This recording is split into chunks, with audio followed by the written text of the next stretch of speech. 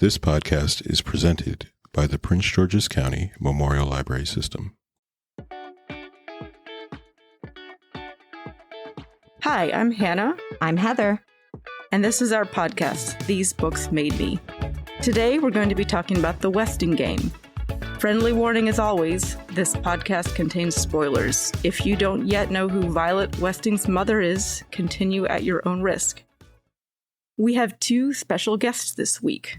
Hi y'all, my name is Shom Thivadi. I use they, them pronouns, and I work at the Largo Kettering Library. Hello, I'm Marcia Quarles, and I work at the Southbury Branch Library. Was this everyone's first time reading? If not, how did this reread compare to your memories of reading it when you were younger? This was not my first time reading it. I read this, I believe, when I was in maybe third grade. I loved it so much when I read it as a kid, and I really think that this book kicked off my binge reading of Agatha Christie shortly after this. My best friend and I got obsessed with puzzle-style mysteries and locked room mysteries, and I think it was completely because of this book. On reread, I still found it delightful. I've read it certainly in the intervening years before this reread, so it felt familiar, but it makes me laugh, and I am always struck by how cleverly put together the pieces of the puzzle are. This was my first time reading it. I read it as an adult, so I can't look at it with how it would have read to me as a child, but it was a fun romp as an adult, and man, did a lot of things happen in it. I read it as an adult when my daughter was reading it when she was in school, and I remember us quoting the book. I can't remember exactly what we were quoting, but we would quote the book and laugh out loud because the book was so funny. So yeah, after rereading it, it was just a joy and a pleasure to read it again, and it felt like it was brand new. And I did laugh out loud. Like you, Heather, I remember reading this when I was in fourth grade, and it's funny now reading it the second time. I'm realizing there was certainly a lot that went over my head as a child, but still, this was one of the first books I remember falling in love with. It really captivated my excitement since I was raised on a lot of Scooby-Doo mystery movies and books, so this was a great way to sort of bridge that with a more complex plot. And I loved it so much. In fact, I remember that my mom and I put a hold request at our local library to get the movie on video cassette. So I fondly remember not only the book, but engaging with the library through it as well. Marcia, do you want to take us through the plot real quick? So the plot of The Westing Game opens up at Sunset Towers, an apartment building that, despite the implications of the name, faces east. The 16 residents of Sunset Towers apartment building are an eclectic bunch who have been handpicked to live and work in the luxurious new building overlooking a lake and the old Westing house. The motley crew includes a dressmaker, a podiatrist, a judge, a secretary, a chef, a runner, and the irascible Tabitha Ruth Turtle Wexler. After the discovery of the body of the reclusive millionaire Sam Westing, each of the residents is summoned and told that they are his heirs and must solve a puzzle in order to inherit the Westing fortune and gain control of his business. Confusingly, the paperwork the lawyer reads to them names them as Sam Westing's 16 nieces and nephews and says that one of them is responsible for his death. The 16 would-be puzzle solvers are sorted into 8 pairs and given a perplexing series of clues. The oddball pairings ultimately produce strong bonds and healing as the partners battle personal demons, the weather, a thief, and even a bomber in their quest to solve the mystery and inherit a fortune. I did a little research on the author, and it was surprisingly difficult to find substantial information about her because even her obituary in the New York Times was really, really brief. It was just a couple of paragraphs and was sort of buried in that edition, which shocked me because she was a Newbery winner. Like, I feel like she deserved more space than that. But I was able to find a lot of interviews and speeches and things she gave that appeared in the Horn book after the Newbery. So Ellen Raskin was an accomplished illustrator as well as an author of children's books. She was born in Milwaukee, Wisconsin in 1928, and she described herself as a child with straight dark hair and a singing range of 3 wrong notes.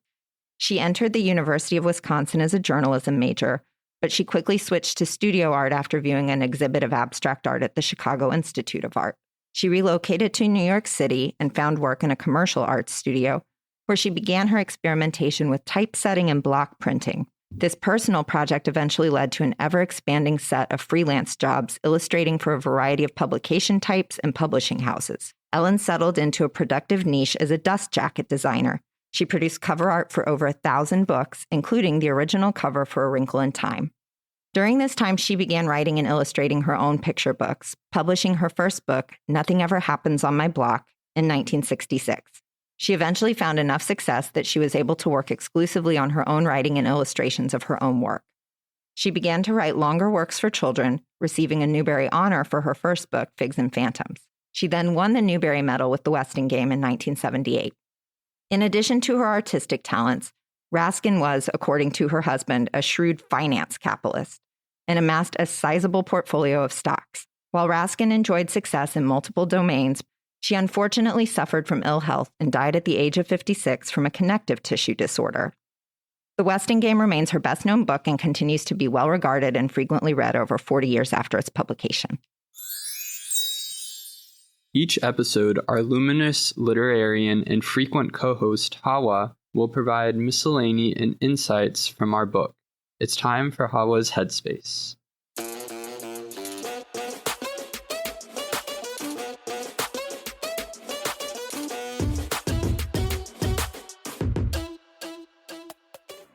Hi, everyone. Welcome to Hawa's Headspace, the part of the podcast where I literally say whatever comes to mind.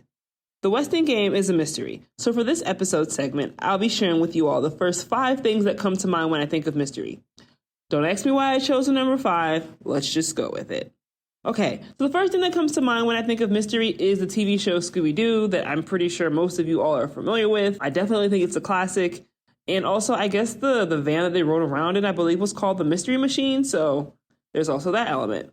The second thing that comes to mind when I think about mystery is a magnifying glass. That might partially be in part because of my just thought of Scooby-Doo, and Velma used to always, I think, use a magnifying glass, or she'd lose her glasses or something like that. The third thing that comes to mind when I think of mystery is question marks, just because I feel like when it comes to mystery, you're trying to solve a question or you just don't know what's happening. Nancy Drew books are also something that comes to mind when I think about mystery. Nancy Drew is probably the first thing that I can think of for children when it comes to that genre. And they seem like they were pretty popular. I had probably read a couple, but don't ask me to recall what I read. And the last thing that I think about when I think of mystery is the dark. Yeah, you never know what's going to happen in the dark. And even a lot of mystery books, sometimes their covers will have such a dark tone. And I was afraid of the dark as a kid, partially because there was so much mystery. Yeah, the dark. Well, folks, there you have it. I hope you've enjoyed this season of me spewing out my random thoughts as much as I enjoyed sharing them with you all. How did this book hold up? Now that we read it 40 plus years after its publication, were there any problematic parts? Did it feel dated? Did it feel fresh? How did you all find it?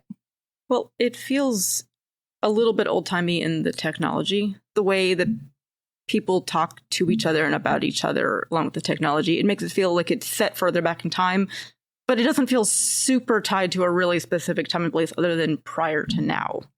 It's interesting because for me, the way that it was written with so early on, them all being stuck inside of the tower because of the snowstorm, it felt like the pace of the book was stuck in that moment. So even though, like you're saying, there are certain elements that make it seem more old-timey in terms of the technology, it felt like that enhanced that almost romanticized aspect of, oh, you're snowed in on a lake. You can very clearly imagine that setting. And I think for me, reading it as a child, growing up in North Carolina, the idea of being snowed in on a lake was very foreign and unfamiliar. So I think in that regard, regardless of the year in which it's set, it all felt like an unknown experience to me as a reader, both when I was a child and now today.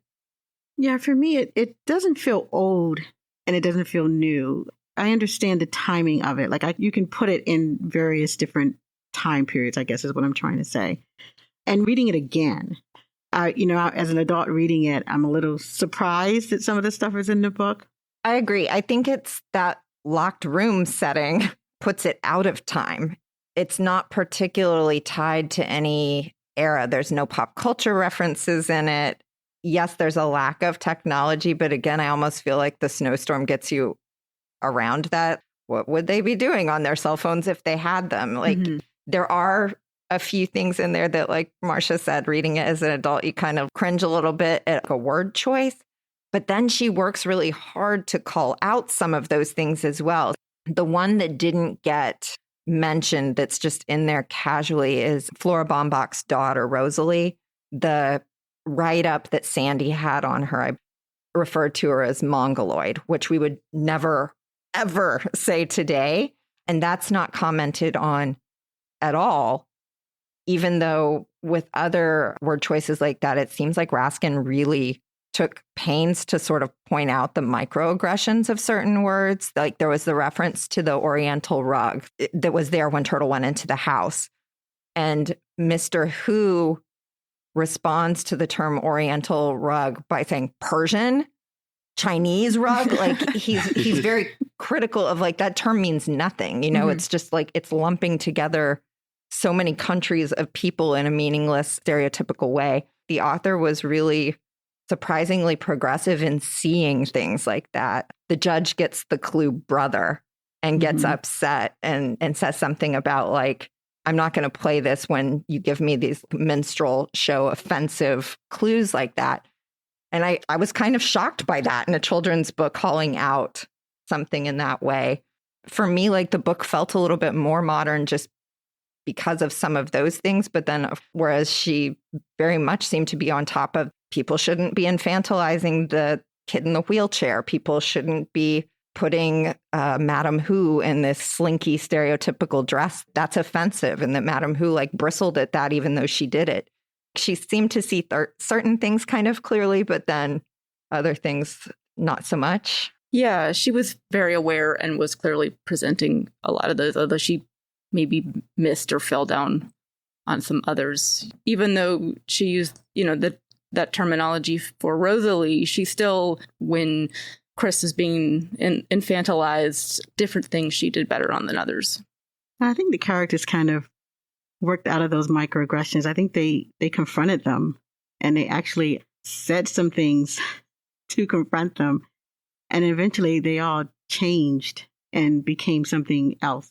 Yeah, there's growth there. Like early on when Seidel keeps saying like, oh, he has a smile that would break your heart. And it is this pitying, infantilizing sort of reaction at Chris rather than with him. And Chris, like, as we know, is brilliant and in no way is affected by his condition mentally. Like cognitively, he's one of the smartest people in the book. But then when they get seated together at the restaurant and they have the back and forth jokes, which were a little bit distasteful, but they did have these back and forth jokes about the food that was going to be served at the Who's restaurant.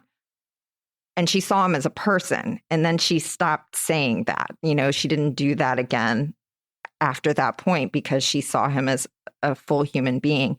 And I think you're right, Marcia, like a lot of the characters, you could see that their initial reactions to each other were very superficial. They were putting somebody in a category or a box and not seeing them as a fleshed out, living, breathing person, but a role or a race or a job.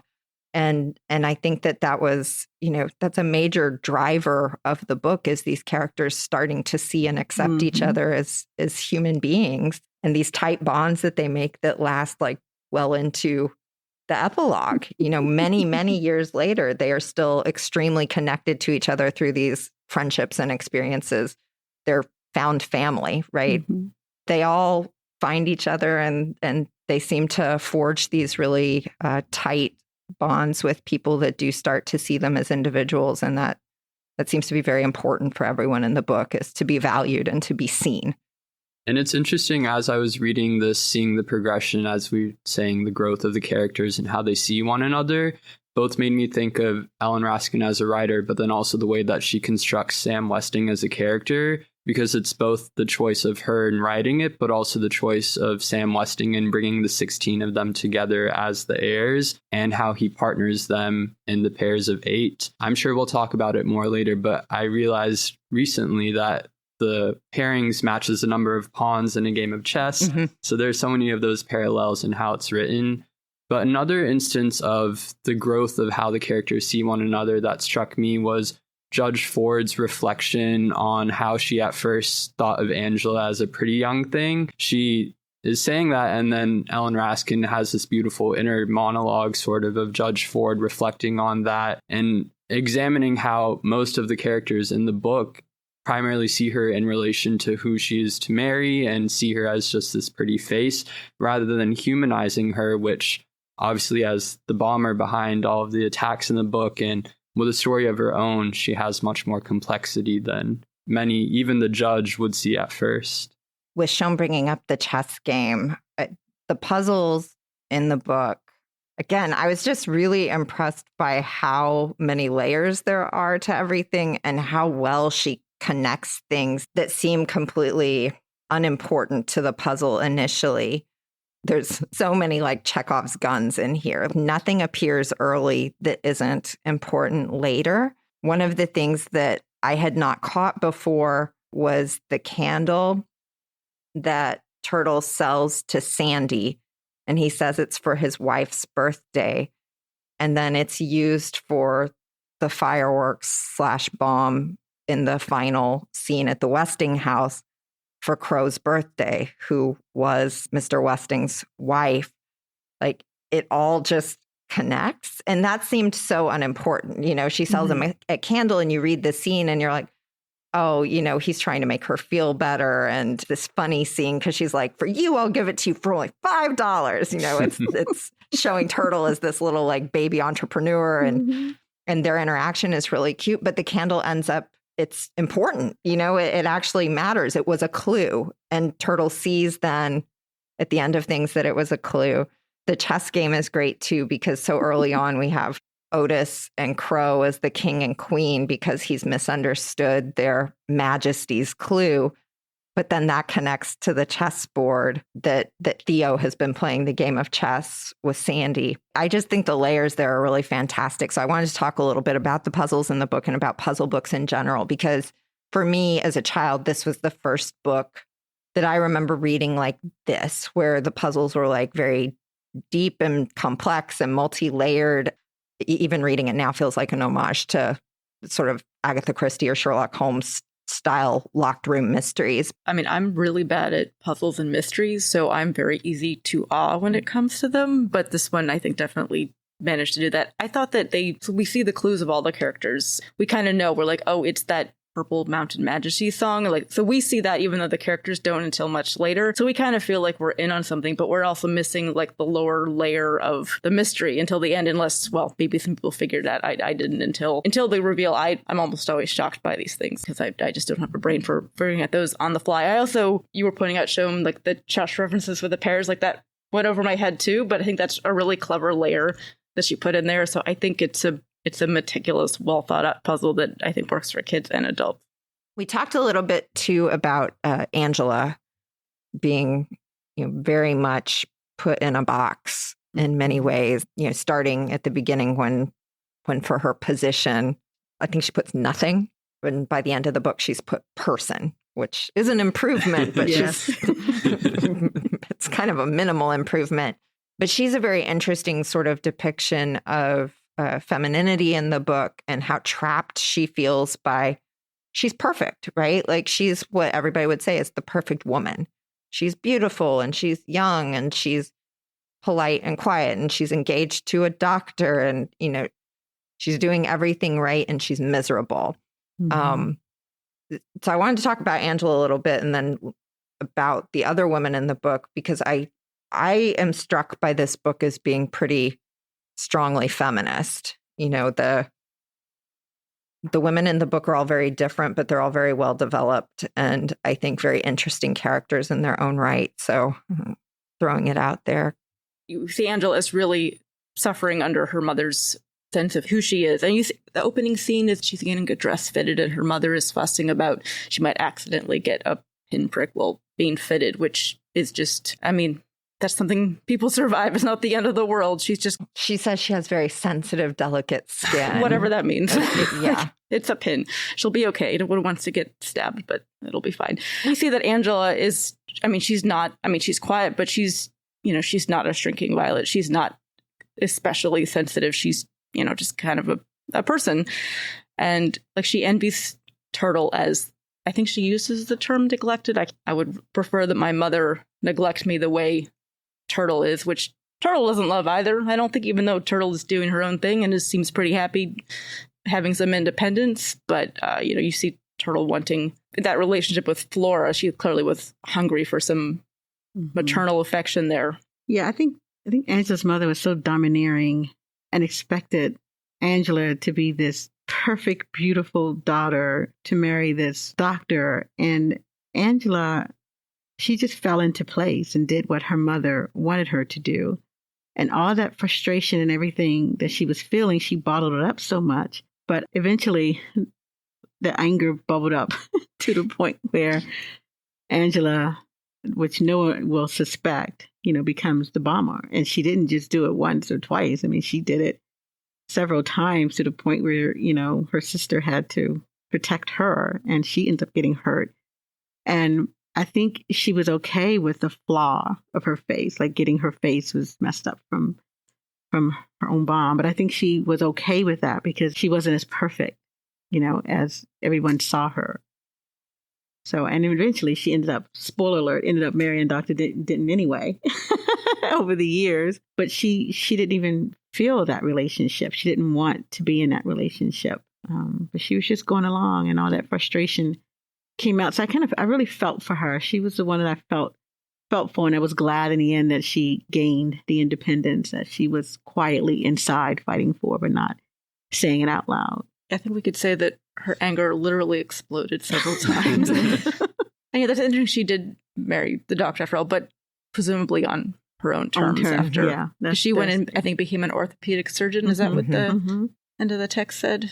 And then I think the contrast of that with the story of Violet Westing, where, you see the parallels in who they are and the situations they're in. Violet having had her partner chosen by her mother, who's Crow, being this politician, and sort of that parallel idea of constructing a life for your daughter where she marries a powerful man and has all that life entails, and seeing how obviously Violet unfortunately took her own life. And while Angela also, since she has these bottled up emotions and a lack of agency early on, has that will to inflict harm upon herself as well. But seeing the growth and seeing what comes for her, as opposed to the unfortunate fate that Violet Westing faced, I thought was a powerful contrast that Ellen Raskin wrote in. It's almost a throwaway in the book, but when we discover that Grace Wexler is actually also a Winkloppel, and she's the true niece of Sam Westing, and it's mentioned towards the end that she was basically disowned by her family because she married a Jew.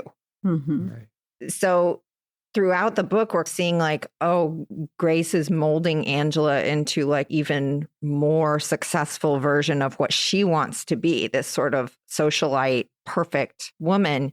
But she wasn't that at all. She chose for love rather than what her family wanted. So Grace, Angela, and Violet have all been, in some ways, their families have tried to force them into a match or out of a match and tried to make those choices for them. And the way that the three of them respond differently is very interesting, I think, to look at. I think we also have some other women in the book that are interesting characters. The judge, J.J. Ford, I think is a pretty great character. She grew up in the Westing house as the daughter of servants to Sam Westing, and he took a shine to her because he could see her potential and how smart she was. And then he funded her education at a boarding school, and she said probably pulled strings to get her into, I think she went to Columbia and Harvard for undergrad in law, and maybe even got her first job. But then it's from that point on, she never seems to have viewed that as something she earned, but rather a manipulation on his part. That like he wasn't giving that to her because she was smart and he thought she deserved opportunities, but that he was giving that to her because he wanted a judge in his pocket, which is like, I feel like that's a very sophisticated thing to put in a children's book. Like the idea of somebody like grooming somebody and basically buying legal favors, but she's still so angry about that. She never loses that. And you know, she's a profoundly accomplished woman. She ends up on the Supreme Court by the end of the book. Yeah. So like clearly her own merits were what got her where she was. And I felt like reading the book that Sam Westing would have said that too. Like, I don't think he sent her to school to have a judge in his pocket. Right. I think he really was, in his own weird manipulative way, trying to give her opportunities to make the most of the potential that he saw. But I don't know that she ever shook that. No. Like by the end of the book, I think she still resented the heck out of him for it. She did. She was so resentful and felt manipulated by him. But she seemed to be the one to know him the best. Like she thought. She thought she knew him the best. And she accepted what he gave her, but she did not feel comfortable about it and felt like she owed him. And she wanted to be clear of her debt to him for her schooling, which he does absolve her of during the game at the end, where she gets basically the note that says, you've paid this and this for the money that she gave to Sandy. Right. To say, like, your debt is removed. But I feel like that just made her more angry. And, like, honestly, I was kind of angry at him at that point. It was like, she knew she cleared this. Like, you didn't need to, like, rub it in again. Like, yeah, and you see, like, she's a very, like, scrupulous, meticulous person with an extremely strong sense, like a strict moral code and a strong sense of honor. You just see it driving her. I mean, you see it driving interaction with everybody else. Like, you know, how she's a generous tipper, and she's really like nuanced and kind with Turtle when she thought Turtle was the bomber, and she and Chris have a pretty good relationship. She wants to be free of any sort of obligation. yeah, she has such insight into the other characters in the book, and she's very graceful about the way that she accomplishes things. Just giving the business to Mr. Who's restaurant. She could see that the business is struggling, but she doesn't want it to seem like charity. So she orders the hors d'oeuvres. And then with Chris, you know, she really takes him on at the end as sort of a protege, but she's not as overbearing about it as Westing was with her. That she got like so fast that Angela was the bomber based on Turtle's reaction. Like, she's so shrewd and she gets all of the other characters and she has such insight into them. But then I wonder a little bit if she has that same insight into herself, because I do feel like she would have solved the game, except her emotions got in the way about Sam Westing. She got too caught up in like, oh, he got me again. Oh, he's manipulating me again, to like quite get all the way there. Yeah. So she doesn't make that final leap to Julian Eastman. She doesn't quite make that last jump there because she gets too hung up on the, oh, he got me again part.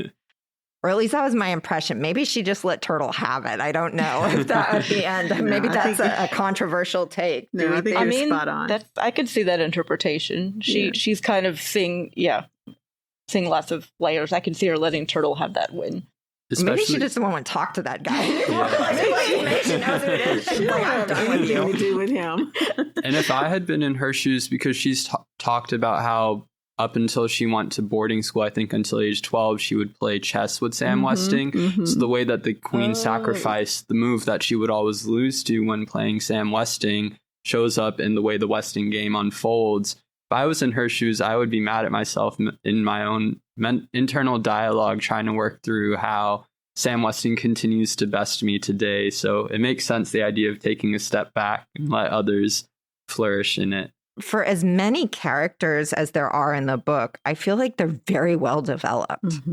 Especially for a children's book. Like, I remember this was the first book I would have read with so many central protagonists, which I think felt overwhelming at first. But the way that Ellen Raskin writes very intentionally develops them both as how others see them, but also you see their internal dialogue and thought processes in a good way, which then made it not feel as overwhelming as it could have been, given that there are 14 protagonists. So we should talk about Turtle. I think Yes. of our many protagonists, she is clearly meant to be essentially the stand-in for the reader, and she is our heroine of the book. She solves the puzzle. And maybe even for Ellen Raskin a little. Like, I think she's a little bit of an author input there. She definitely, in the one Hornbook piece that I found, she says there are a lot of similarities between Turtle and how she was as a girl, and even the way that her adult life played out, basically like a stock maven, but Ellen Raskin apparently was as well. Like she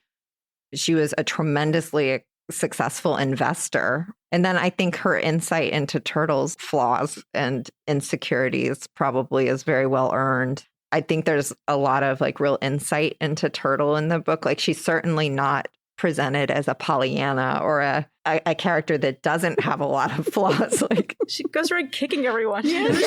She likes She's very valid. valid.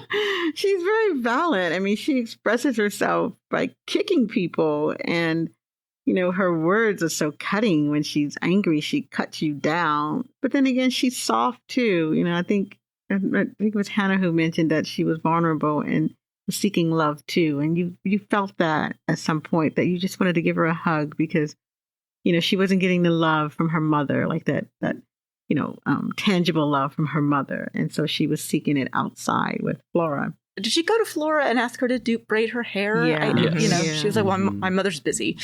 And then it became like a routine. I thought thing. that was really sweet. Yeah. Like Flora braided her hair like after that forever. Even though she has all this wisdom and is a whiz at navigating the stock market, somehow at age 13, she also has, you know, a childish crush on Doug Who, and even as he teases her. So seeing that sort of complexity in who she is, both as a child and almost an adult. Yeah, for 13, she's very immature, like in the way that she presents. She's precocious intellectually, but emotionally, she presents to me as much younger child than 13. And, you know, I think she's been kind of stunted by her mom just really not loving her at all. Grace does come around at the end. She talks about the end of the book. She says something about Turtle's going to be something, and like she's the smartest child. That's still like, And like she's the Angela- only child like in the building. And so she is, you know, comes across as being bratty and spoiled and yeah, a little younger. I hadn't thought about that. But going around kicking people in the shins at 13 is not a behavior that 13-year-olds usually. And then that comes to her benefit down the road when seeing people who she's kicked aren't who as they identify. yeah, I mean, people are like legitimately injured. You know, Chris early on spots the person limping from the Westinghouse, and we later learn that was Dr. Sykes. Yeah. But you know, he's on the lookout for the limper the whole time because he spied it through his bird watching binoculars. But so many people are like limping. badly limping because Turtle has kicked them. Everyone is limping. Yeah, and then all like the men are limping. Yes, I don't they're think the all women are limping. limping. I think all the men are limping. that's true. I don't think she's kicked any of the women. Seidel is limping. Seidel limps yeah, but- fakely, Yeah. Ben for real when she For breaks real. her ankle. Crow limps because she has a corn. Right. But like none of them have been kicked. kicked by my Turtle. I do the whole thing with Doug Who cracks me. Like his whole character funny. cracks me Yeah. up. Like his running everywhere, and then Theo being like, "You got to follow Otis Amber," and he's described as like basically running like multiple marathons in 2 days, trying to like tail this guy for miles everywhere. And then after he wins the state race, where he's putting up the like number ones inappropriately everywhere. Like I thought that character was great. Yeah, he just had a training regimen to maintain, and all this stuff was happening. And he's like, I just need to stay in shape for my race. But then his training regimen ends up being terrible because Theo makes him like tail Otis Amber. Like before the big race, you'd be on a taper. You would not want to be like ultra marathoning the 2 days before the race. I think that was a really interesting presentation of parental disappointment as well. Yeah. Because Jimmy Who for most of the book, is extremely disappointed in Doug. Why is he running all the time? He should study. Like, he has a very narrow vision of what a good kid is. And Doug's a great kid. Like, he's very serious about his running, and he's extremely talented. He's a good friend. He seems kind to his stepmother, who needs some kindness. She's in a bad situation. But, like, he's very disappointing. He's one of the many disappointments of Jimmy Who's life, you know, his failed stolen inventions, his failing restaurant, like his marriage. Yeah. And it's interesting that Westing paired him with Grace as the like two disappointed parents. And somehow together they sort of get each other to the place that they're able to see their children more clearly, which I think is an interesting twist.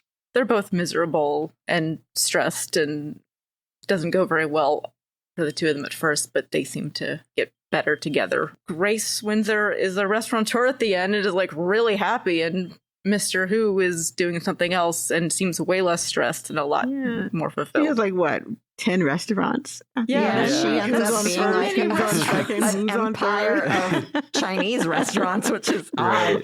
But like, it's very high profile, right? She's having all these athletes come in and take their pictures with her. It's exactly what she wanted. And he ends up being successful with his inventions. He's finally getting credit, which was what he wanted.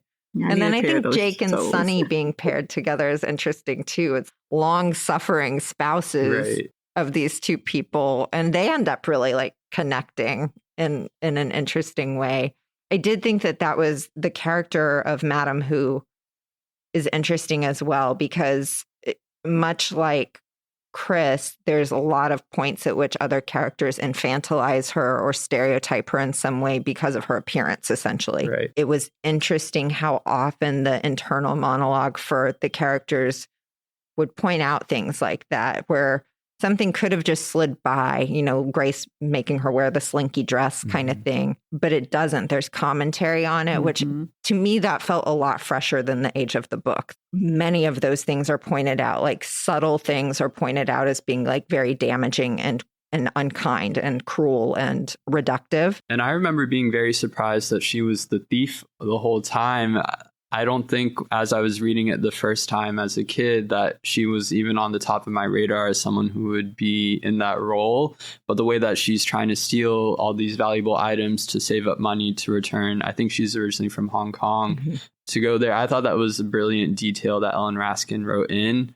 She does ultimately at the end have the ability to go back to Hong Kong. So seeing that trajectory of her as a character, both in the context of the family that she has entered, but then having her own individual agency and storyline as well. Well, and she becomes very successful. She's apparently a very good bookkeeper and takes over the financial aspects of Mr. Who's inner soul's empire. And then keeps the business running even after he passes away. It is interesting to me that other than Westing, all of the like financial brains in the book are the women. It's true. I didn't realize that until you pointed that out. And some of the more like emotional, softer side characters are the men. You know, Jake is one of the kinder characters. I think Chris and Theo are both very kind and they understand people very well. So there's sort of an inversion of how gender's typically portrayed, especially in children's book. When there's this many characters, you know, it's easier to just put people into like, men are good at this and they do this and that, and then the women do this and that, and it's this kind of person. But they're all very well developed and often developed against what I think gender stereotyping does.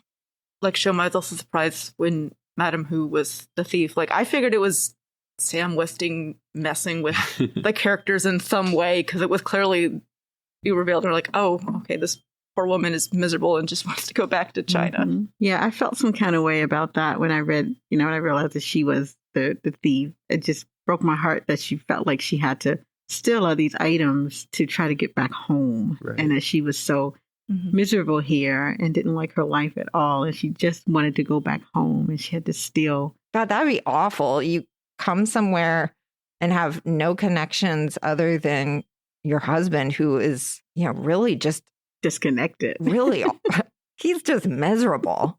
He's so angry all the time.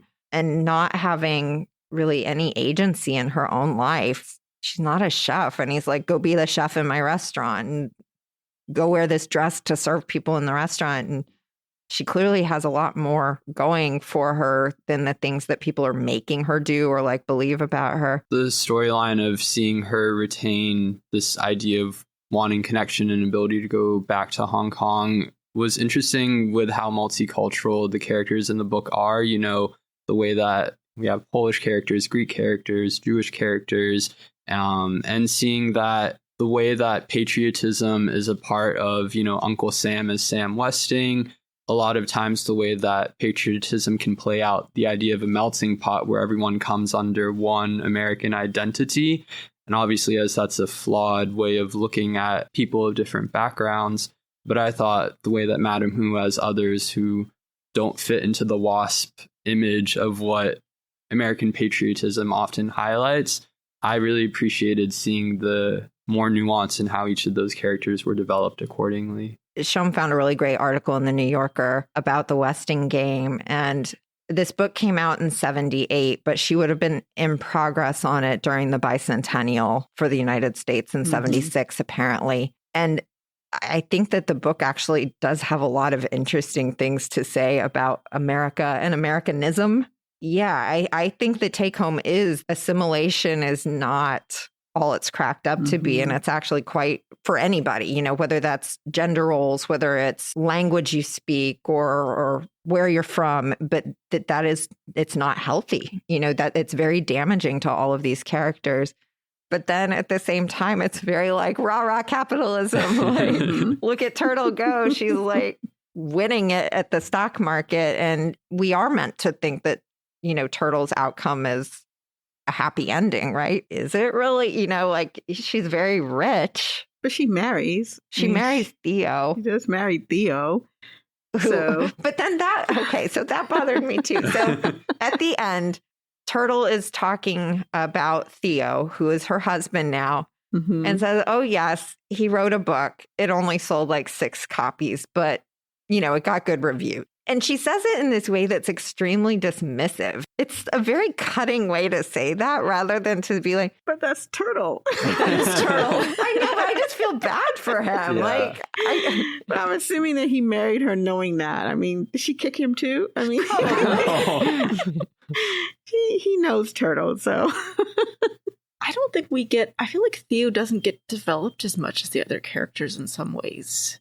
I mean, I think he does have a character. He's not a blank, but the other characters get so much development that he almost feels, maybe I missed it. There was so much going on, but he almost seems to fade into the background. No, he's definitely developed less than his brother is. For sure. And, you know, he did put when they have to list their positions when they're given the initial, the invitations, he puts brother as his position.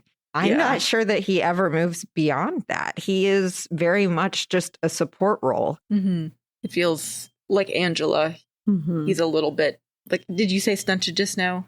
I think for Angela, though, we get such a rich interior life on her. We get so much of her inner feelings and thoughts. And there's more action on her part.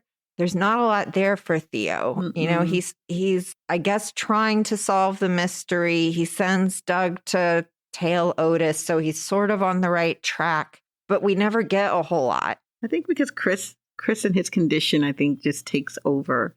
And so much attention is focused on Chris that he loves his brother so much. And that he just takes the back seat. And I think that's just how it was for him. So that's why we don't know much about him. I think that may have been intentional, too, on her part. I don't remember what he puts as his position at the end. Did we find out? Everybody changed their... Everyone changed it pretty much. Their positions. I have to go to my phone. Yeah. Who was it that made like a snarky dad joke about like standing? That was Jake. His like position. That sounds like Jake. Like corny dad seated joke. Or standing unless lying down, I think was what he said. Yeah, he's totally a dad joke. Yes. Really wondering about those two relationships. If Mr. Who and Grace were actually going to leave, like they were going to switch wives and husbands or something like that. It just kind of got that feeling that. Well, and that's pretty sophisticated to put in a children's book too. And it's not I don't think it's just under the surface because Jake intentionally touches Sonny's hand to make Grace jealous. And he's like, good, she finally sees me. She should be jealous, because he's jealous that she's spending so much time with Jimmy. Yeah. But yeah, things like that, I feel like that sort of thing is not usually built into children's books, nor is it acknowledged in children's books when there's an undercurrent. Yeah, and you have the inversion of Grace and Jimmy in their titles at the end because she puts herself as restaurateur at the end and he puts himself as inventor. And she also uses her maiden name. It's an interesting book. I think it is saying a lot of things, or it's trying to say a lot of things. And I do wonder because I'm not sure a kid would catch some of these things. I don't even remember catching it as an adult when I read it with my daughter. I just read the book and enjoyed it so much. I don't think I thought about anything. But reading it a second time, I did gasp a few times and wonder what her intentions were. And one thing that I'm still not entirely certain of, I get the sense that she wants us to see that all of the characters have some flaws, but are all still worthy of love and all are good people at the end of the day. But then, as you were saying, Heather, the idea of the way that capitalism is portrayed, where Turtle ends up, or TR ultimately ends up being this whiz with the stock market and a business person.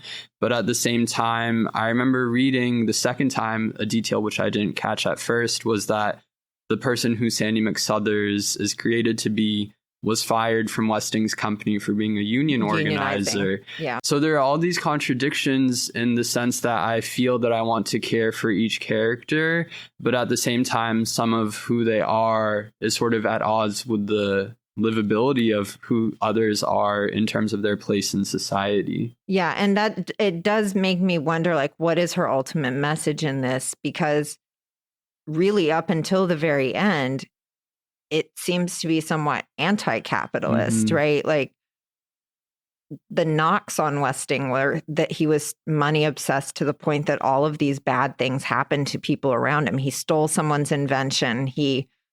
Sandy, the character he created, he fired for trying to unionize, and we're clearly supposed to sympathize with Sandy. He's written that way. You know, he's ignored his wife's grief to the point that she's, completely gone off the rails and become an alcoholic post death of Violet. But then he also spends a ton of money to hire someone to continually follow her around. So we have all these negative portrayals of the rich. Grace wants to be rich, but that's definitely depicted as gross. Her friends that she brings to the shower for Angela, Cookie Barf Springer, which is just the greatest name ever. And I think it needs to be a band name. But she just offers pretty brutal depictions of the rich and the wannabe rich. It's not a flattering portrayal, but then the winner, what she wins is being rich. She wins by being an uber capitalist, which I'm not sure how to take that. But I think she made them all winners at the end. I mean, they all gained something at the end. That's a good point. Yeah, I think that was her point, is that they all started off kind of not knowing who they were, but by the end of the book, not only did they knew who they were, but we did too. We knew that they grew. Yeah. And that they all gained something. So I'm taking it as if she wanted them all to win in some way. I think that's actually a really good point, Marcia. And there is that quote in the book that life too is senseless unless you know who you are, what you want, and which way the wind blows. That is true. They all did get what they want in the end by kind of knowing themselves. They win in that sense. Yeah. They achieve, many of them, incredible success, be it Olympic gold or successful chain of restaurants. What's that? Not Theo. Not Theo. I mean, almost all of them. They achieve levels of success that feel unrealistic to have happened to this group of people all from the same apartment. So it almost feels a lot more like a children's book at that point, where it's there's some wish fulfillment. They're super wealthy, they're super brilliant, they're super fulfilled, they're super successful, except for Theo, as we discussed. It really felt a lot more like a kid's book at the end. There's some moments of where it feeling kind of unrealistic, like when the lawyer has the perfect letter or the perfect write-up in the will, like, sit down, so-and-so, read this to prove it. I'm like, wait, is he a mind reader? Like, how is this happening? Well, that's sort of the trope, right? I mean, and again, this does to me feel so much like an homage to Agatha Christie, because it's the locked room trope. Why are all of these people called together to this one place? But like that would never happen. But it's such a common device, I think, in mysteries, especially the locked room mystery. There's a will being read. Like that starts so many books, you know? Yes. Now, like something like Knives Out. It's the same premise. It's like everyone is brought together in this one place, and then the old man has died, and now all these squabbling heirs. I think she does some clever inversions on it. But yeah, it is a little too neat at the end. I like that. It was kind of fanciful. And I like that about it at the end, because it wasn't all doom and gloom. It was like happy. Right. And I like that about the ending. Yeah, it made me think too of how this is just an absurdly funny book. Like so much humor in it. Like while I was reading it the second time, I found myself laughing out loud a lot. Which again, like we're saying, even though there are some dark themes or happenings in it, it very much clearly is suitable for children, since even though there are different layers, you can find what works for you. I remember especially when Miss Pulaski is trying to figure out who the twins are, and she just keeps saying the most absurd one-liners when she's maybe they're twins. Yeah, ordering drinks, saying make it a double, like twins. Here, son, you look like twins. Yeah, it's just so absurd. And I think that's the beauty of it, having those concurrent narratives. Yeah, she's a really quippy writer. Like Yes. she gets some really good one-liners in there. Like I laughed so hard at the part where Denton goes to get Chris, and he's like, maybe he was being held hostage. Oh boy, I haven't had so much fun in years. Yeah. Chris is like enjoying all of the attention. He's enjoying everything that's happening. He's so funny. So on that note, is this book for kids? I mean, Shoma and I clearly enjoyed it when we were kids. Today's kids? Today's kids. Pretty adult in a lot of ways. I think she wrote it as for adults, didn't she? I mean, she wrote it for children with adults in mind, I would think. I think it's a little of both. Because as an adult reading it, I loved it. As a kid today, with some of the things she's had in the book and what kids are experiencing today, I think I would have an older kid read it. And there's a part in the editor's note where her editor, Anne Durrell, says that, like you were saying, Marcia, Ellen Raskin thought that she was writing it for the children and herself, the children and adult. But the editor notes that she thinks she was wrong, and instead that this book was written for the adult and children. Yeah. It doesn't pander or condescend at all. I think the book thinks the kids can get those layers. Yeah. It thinks that kids will understand the satire and the poking at certain things. And yeah, and again, just that she wove in so many of those comments on microaggression, like that to me feels incredibly forward thinking for the time period that was written in, and important. Like just to have that light switch go on for a kid, like that is a really crappy way to treat somebody, or that is a really weird thing to say. I think that's pretty interesting, just given as how old it was. And also I think that kids' books often gloss over things, like they don't want to touch those things even now. Or if they do it in a very pedantic way where it's like, this book is going to teach you some lessons about how to treat people. And its steps. Yeah, there's a message with a capital M. Yeah. I mean, I think we keep coming back to this topic on the pod, like who is it for? And we've read a lot of books that we can't really figure it out, or it works on both levels. Like you were saying, Marcia, like this feels like it's for adults and for kids. Maybe like how when you watch a Disney film, or Pixar film, they put in jokes for the parents. Maybe what she's accomplished here is at a different level than that. But I would recommend it for children. I would too. Yeah. I mean, I think it holds up pretty well. And I think Hannah said it's a romp. It is. Like there's a lot that happens in this book. Like I think it's fun, it's exciting, and you want the payoff at the end of, okay, well, I think I've put together these clues. And there is a person in there with the last name of Plum, which makes me think of Clue. And I just have to state that before. I think that was intentional. I thought that as well. It had to have been, right? Yeah, okay. it must be. As a child, you're going to know some of these people. You they probably have come across some of these people and some of these characters and characteristics and people that they know and their families in some way. So I think they're going to be able to relate. Yeah, it's a this very book. relatable book. Like everyone has experienced not getting attention when they need attention, or getting the wrong kind of attention, or being reduced down to a stereotype or the weight of other people's expectations. Like I think there's someone in this book for everyone to like latch on to, is like, oh yeah, I know how that feels.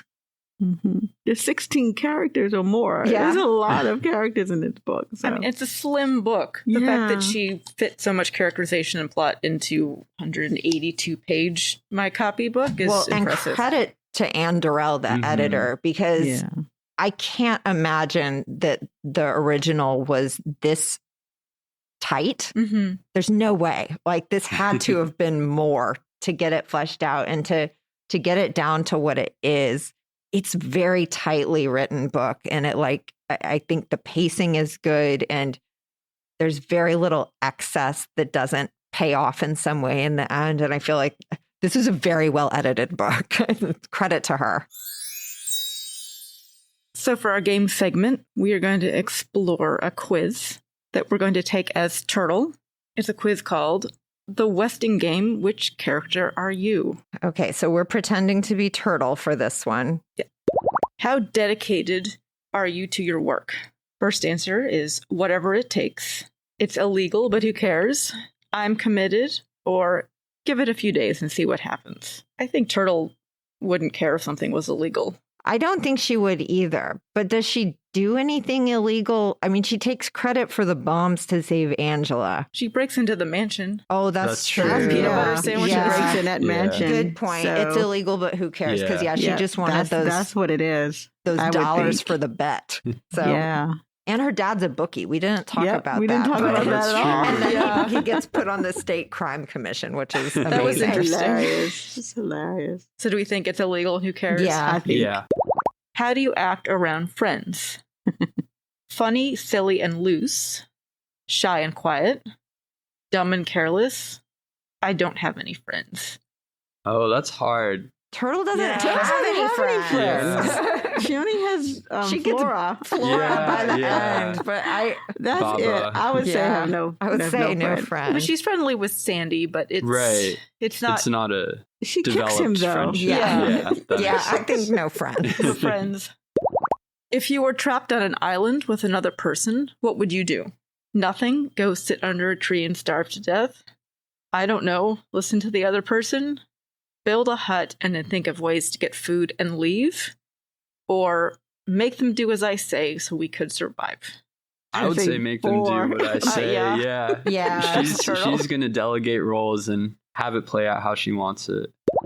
If you had to fight someone, what would you do? I'm in the shen. Beat them up. That might be our answer. Yeah. Let them beat me up. Pay someone to do it for me. Beg to not fight. She would beat him would up. beat him Clearly, up. 100%. No hesitation. Do you like where you are? No, I want to move back home. I can make me like it. Yeah, I like it. Where am I? I kind of like I can make me like it, because I feel like even when she goes into the Westing house, she's like, I'm going to put this on the fake wart. So if there's a stench, I'll just like push through. Like she's very like willpower. Yeah. Yes. Your results, Turtle Wexler. Woohoo! You are a determined and intelligent person. You're not afraid to keep people in line and punish when needed, even if you are 13. You are pretty much the main female character of the book, and that means a lot to you because you are not extremely good looking. That's Oh. mean. This is a weird summary of Turtle. Well, Turtle is mean. I guess she would be very realistic about herself. True. Each episode, we ask whether our book passes the Bechdel test. The Bechdel test asks whether a work features two female characters who talk to each other about something that doesn't involve men or boys. So, does the Westing game pass? Yes. Angela and Turtle talk about bombing. Yes. Flora and Turtle talk about Rosalie Yes. and stocks. There's so many sidebar conversations Yes. that don't involve men. I feel like we could do a super cut of all the episodes we've discussed the Bechdel test for And we said, yes, it passes because of discussion of violence between Yes, the two there's a characters. lot where it's just like two women discuss something that involves violence or crime. Yeah, it's a theme. Well, that's it for this season of These Books Made Me. Stay tuned for possible bonus episodes and news of next season. If you have suggestions for future books to cover, feel free to drop us a tweet. We're at PGCMLS on Twitter and hashtag These Books Made Me.